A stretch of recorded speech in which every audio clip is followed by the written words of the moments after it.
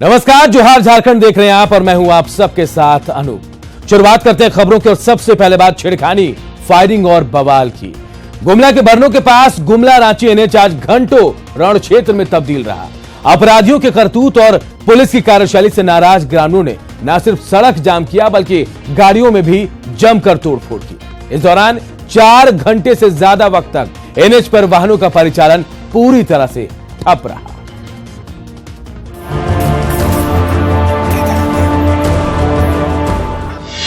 बरनों में फायरिंग पर बवाल।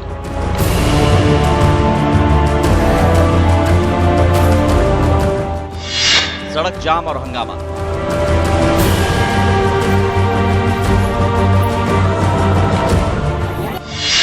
बस और ऑटो में तोड़फोड़।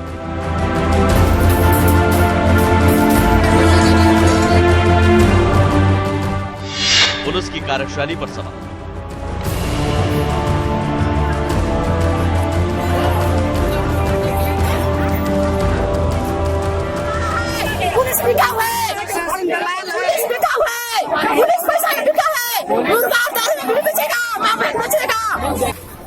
गुमला के बरनों में डाढ़ा के पास रांची गुमला एनएच घंटों रण क्षेत्र में तब्दील रहा। गुस्से में ग्रामीणों ने न सिर्फ सड़क जाम किया बल्कि इस दौरान कई गाड़ियों में भी तोड़फोड़ की।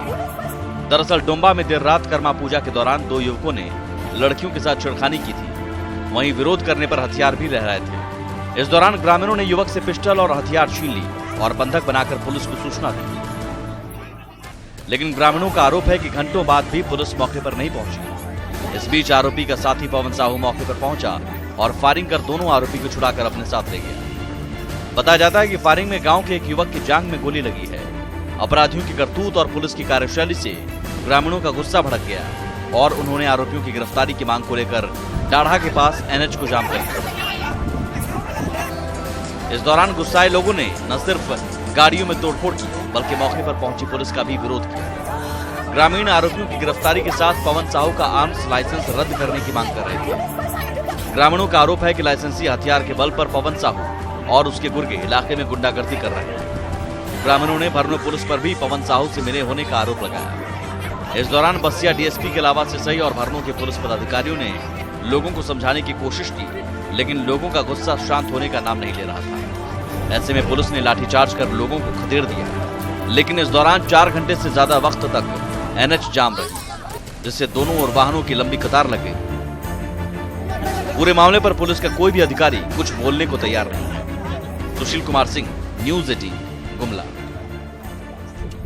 और अब आज जमशेदपुर में हुई लाठीचार्ज की। तो जमशेदपुर के बर्मा माइंस थाना क्षेत्र में कल बाबा फाउंड्री के पास पुलिस के गाड़ी से ठोकर लगने से एक महिला की मौत से नाराज परिजनों ने आज स्वर्ण रेखा बर्निंग घाट को जाम कर दिया और यहां प्रदर्शन किया। ये लोग मुआवजे की मांग कर रहे थे और पुलिस के खिलाफ जमकर नारेबाजी की। वहीं जाम हटाने पहुंची पुलिस ने प्रदर्शन कर रहे लोगों पर लाठी चार्ज कर दिया। इससे नाराज लोगों ने पथराव शुरू कर दिया। इस पथराव में कई लोगों के जख्मी होने की खबर है। पुलिस ने 4 लोगों को हिरासत में लिया, उनसे पूछताछ की जा रही है।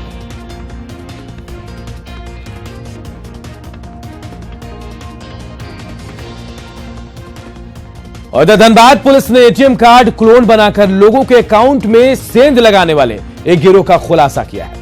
गिरफ्तार शातिर अपराधी के पास से कैश और कई एटीएम कार्ड भी जब्त किए गए हैं। ये रिपोर्ट देखिए। एटीएम कार्ड यूज करते वक्त सावधान, आपके कार्ड का बन सकता है क्लोन। मिनटों में आपको लग सकता है चूना। शिकंजे में कार्ड का क्लोन बनाने वाला शख्स। धनबाद पुलिस ने एटीएम कार्ड की क्लोनिंग कर पलक झपकते ही लोगों के बैंक अकाउंट में सेंधमारी करने वाले एक गिरोह का खुलासा किया है। ये साइबर क्रिमिनल स्टेशन रोड से अपने साथियों के साथ डुप्लीकेट एटीएम कार्ड से पैसे निकाल रहा था। आखिर ये शख्स कैसे करता था एटीएम कार्ड की क्लोनिंग?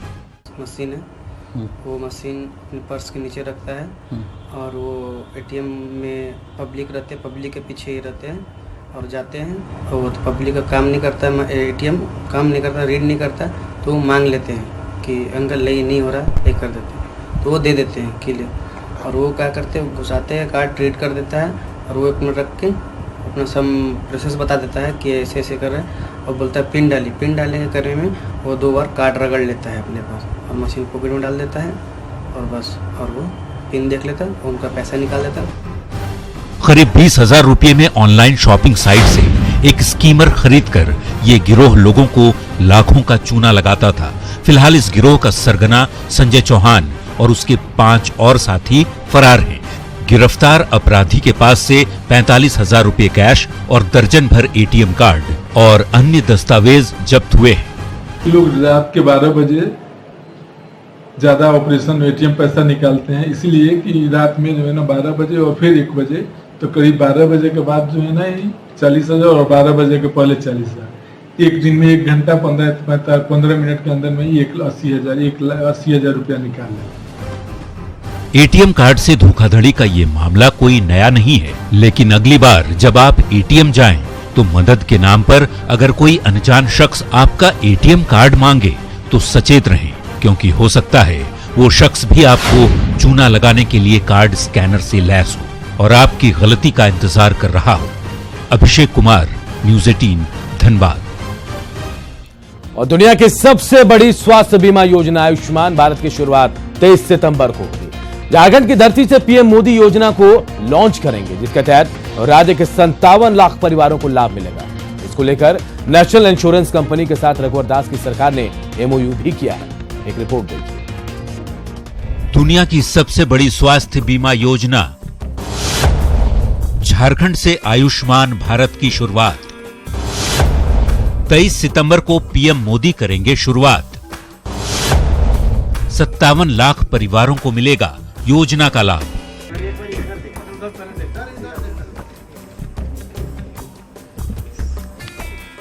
आयुष्मान भारत की शुरुआत झारखंड की धरती से होगी।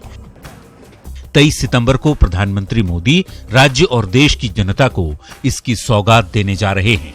बीमा योजना के तहत 5 लाख तक की कैशलेस सुविधा होगी, जिसमें 1350 बीमारियों का इलाज कराया जा सकेगा। राज्य सरकार ने नेशनल इंश्योरेंस कंपनी के साथ एमओयू किया है, जिसके तहत 1 लाख तक का खर्च बीमा कंपनी उठाएगी और शेष 4 लाख रुपए राज्य आरोग्य समिति के माध्यम से दी जाएगी। सरकार के ही इंश्योरेंस कंपनी जो है नेशनल इंश्योरेंस कंपनी को ही यह भार दिया है, ताकि किसी तरह की गड़बड़ी नहीं हो। इसलिए इनको 1 लाख तक इनको इंश्योरेंस का हमने जिम्मा दिया है।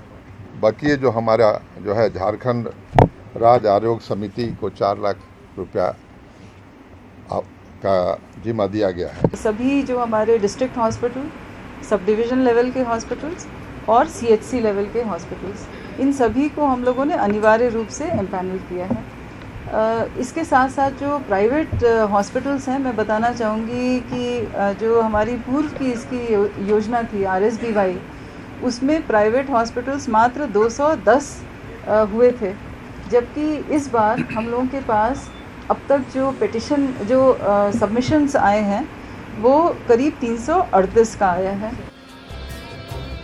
आयुष्मान भारत योजना के तहत झारखंड के 57 लाख परिवारों को लाभ मिलेगा। केंद्र सरकार ने 25 लाख परिवारों को चिन्हित किया था, जिस पर खर्च में केंद्र और राज्य सरकार का अनुपात 60-40 का है, लेकिन राज्य सरकार ने 32 लाख वैसे परिवारों को भी शामिल किया है जो खाद्य सुरक्षा अधिनियम के दायरे में आते हैं, जिस पर 540 करोड़ का खर्च होगा।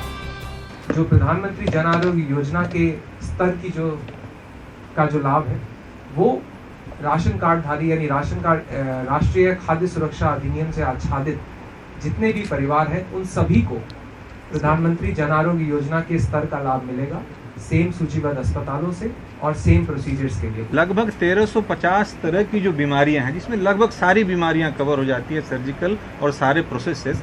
इस हर एक बीमारी का पैकेज रेट तय है, वो उनको उनके साथ हमारा एक एग्रीमेंट होगा कि इस बीमारी के लिए ये पैकेज रेट। उस पैकेज रेट का मतलब है कि वो उस रेट के लिए हमसे एग्रीमेंट करेंगे, उसके बियॉन्ड उस बीमारी के लिए वो मरीज से 1 पैसा भी नहीं वसूलेंगे। आयुष्मान भारत योजना के तहत किसी भी रजिस्टर्ड हॉस्पिटल में मुफ्त इलाज की सुविधा होगी। झारखंड में इसे लेकर 210 हॉस्पिटल चिन्हित किए गए हैं, जबकि 338 अस्पतालों ने शामिल होने के लिए आवेदन किया है। बहरहाल राज्य सरकार ने तैयारियां पूरी कर ली हैं। भुवन किशोर झा, न्यूज़ 18, रांची।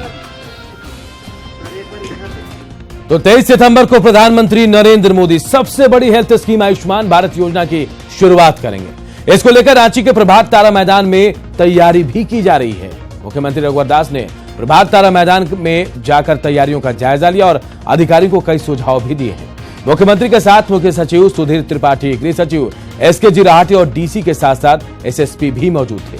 सीएम ने हेलीपैड का भी निरीक्षण किया और बारिश की संभावनाओं को देखते हुए विशेष इंतजाम के निर्देश भी दिए हैं। प्रधानमंत्री नरेंद्र मोदी दोपहर 12 बजे मंच पर आ जाएंगे।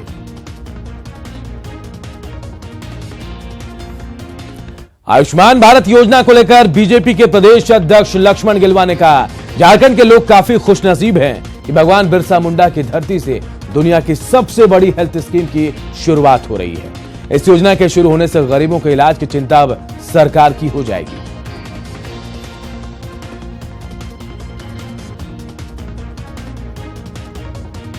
कि कोई भी गरीब आदमी पैसा के अभाव में उसका इलाज नहीं होगा, यह बात समाप्त हो गई। अब सारा जिम्मेवारी राज्य की सरकार को है। 57 लाख परिवारों की चिंता राज्य की सरकार करेगी, उसकी तकलीफों की चिंता राज्य की सरकार करेगी। रांची के सीएम हाउस में मुख्यमंत्री रघुवर दास की मौजूदगी में Jharkhand skill development mission society और यामाहा मोटर कंपनी के बीच MOU किया गया है।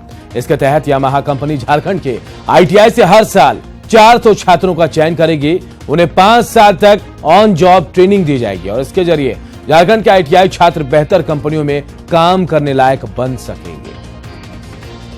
जितने ITI चल रहे हैं उनके पास बच्चों को नजर इनका है, उनके बच्चों को ये अपने यहाँ काम देना चाह रहे हैं। हर वर्ष लगभग इनको 250 से 400 बच्चों की आवश्यकता झारखंड से पड़ेगी।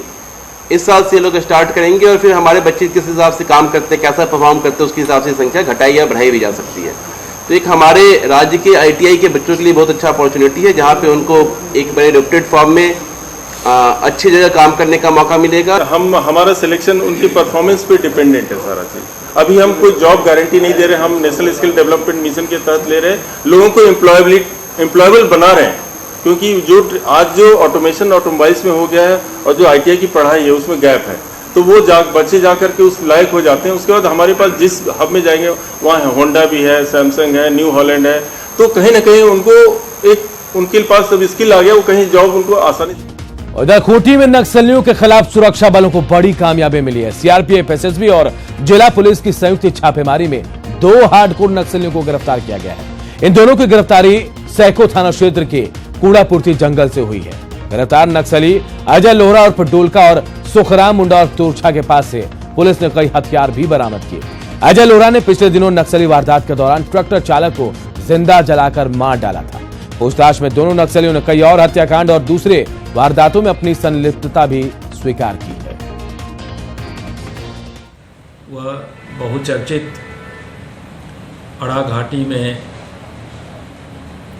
ट्रेलर में आग लगाने और उसके ड्राइवर को आग में जला देने की जो घटना घटी थी, उस घटना का प्राथमिकी अभियुक्त है। पूछताछ के क्रम में उसने यह स्वीकार किया कि उसने इस घटना को अंजाम दिया है और ट्रेलर के टैंकर पर इसने और बुधराम ने कुल्हाड़ी से मारकर टैंकर फोड़ दिया था और उसमें आग लगा दिया था। और इधर उग्रवादी संगठन TPC के दस्ता कमांडर रोहन गंजू को चतरा पुलिस ने गिरफ्तार किया है। पुलिस ने इसके पास से एक पिस्टल और 2 राउंड गोलियां भी बरामद की है।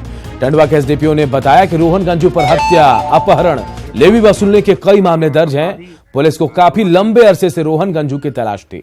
गंजू को बेती गांव के पास से गिरफ्तार किया गया है। के निकट से कुख्यात अपराधी रोहन गंजू और डिस्को को खदेड़ करके पकड़ लिया एवं उसके पास से एक लोडेड देसी पिस्तौल एवं 2 जिंदा कारतूस बरामद किया। उल्लेखनीय है कि उपयुक्त कुख्यात उग्रवादी पिपरवार खिलाड़ी मैकलुस्कीगंज बालूमात क्षेत्र में आतंक का पर्याय बना हुआ था। विदित हो कि TSPC के सब जोनल कमांडर भिखन गंजू का यह अत्यंत करीबी है एवं प्रतिबंधित उग्रवादी संगठन TSPC में यह अग्रिम पंक्ति का ओहदा। इधर राजधानी के प्रतिष्ठित हॉटलिप्स रेस्टोरेंट के संचालक से अपराधियों ने 25 लाख की रंगदारी मांगी है। व्यवसायी द्वारा गोंदा थाने में शिकायत दर्ज कराने के बाद पुलिस कार्रवाई में जुट गई है। होटल व्यवसायी के अनुसार दीपक शर्मा नाम के किसी शख्स ने रंगदारी नहीं देने पर बच्चों को किडनैप करने और जान से मारने की धमकी दी है। मामले की गंभीरता को देखते हुए हॉटलिप्स रेस्टोरेंट के संचालक रंजन कुमार की सुरक्षा को लेकर पुलिस को विशेष दिशा निर्देश जारी किया गया। भद्दा भद्दा गाली देना शुरू किया उधर से और बोला फ़ोन मत काटना और जितना बात बोले हैं उतना पैसा 25 लाख का व्यवस्था करके रखना और जैसा बोलेंगे ज़्यादा तेज़ बनोगे तो रांची में ही ज़मीन में गाड़ देंगे और बाल बच्चा को बस से उठा लेंगे। इतना ही बोला तो हम फ़ोन काट दिए और काट के हमारे लोकल जो थाना है उनको फ़ोन के द्वारा हम उनको सूचित किए। इसमें इनका शिकायत प्राप्त हुई है, हम लोग उसमें छानबीन कर रहे हैं। प्राथमिकी दर्ज करके जो नंबर है उसका तकनीकी विश्लेषण चल रहा है और जल्द ही उसमें आइडेंटिफाई हो जाएगा और आगे की कार्रवाई की जाएगी। और उनकी सुरक्षा पूर्व में उनके साथ अंगरक्षक है और अभी भी जो संबंधित थाना है उनको उनके घर और उनके कार्यक्षेत्र के आसपास निगरानी रखने के लिए निर्देश। और लोहरदगा के बंडरा में 18 हाथियों के झुंड के आ जाने से गांव में दहशत का माहौल है। हाथियों ने गांव में खेत में लगे फसल को बर्बाद कर दिया। फसल बर्बाद होने से जहां किसान परेशान है तो वहीं गांव में हाथियों के झुंड को देखने के लिए भारी भीड़ भी पहुंच रही है। काफी संख्या में लोगों के पहुंचने से सुरक्षा को लेकर गंभीर खतरा भी बन गया है।